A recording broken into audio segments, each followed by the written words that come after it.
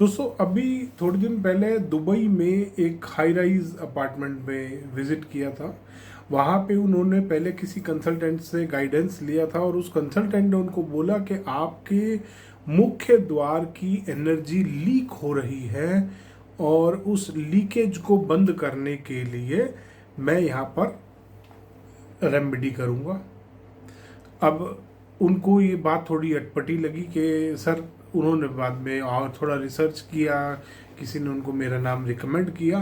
उन्होंने मेरे को कांटेक्ट किया कि सर ऐसे ऐसे किसी कंसल्टेंट ने हमारे को बोला है कि हमारे मेन डोर से एनर्जी लीक हो रही है, जिसकी वजह से हमारी प्रोग्रेस रुकी हुई है, हमारा आगे जो हम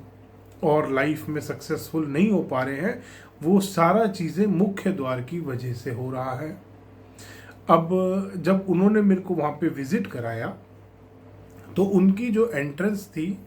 वो पश्चिम दिशा में थी और पश्चिम दिशा में चौथे पद पे वो आ रही थी वास्तु के हिसाब से। अब वो पद था बिल्कुल परफेक्ट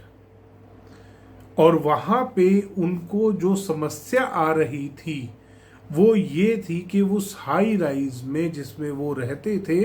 नॉर्थ में और ईस्ट में बहुत कम उनको ओपनिंग मिल रही थी। उनका वेस्ट फेसिंग था, उनका ईस्ट में थोड़ा एक बालकनी आ रही थी और मैक्सिमम बालकनी जो ओपनिंग उनको मिल रही थी वो दक्षिण दिशा में मिल रही थी। वहाँ पे दिक्कत कोई डोर लीकेज की नहीं थी कि एनर्जी लीक हो रही है, ऐसे नहीं होता कभी भी कि एनर्जी लीक हो रही है।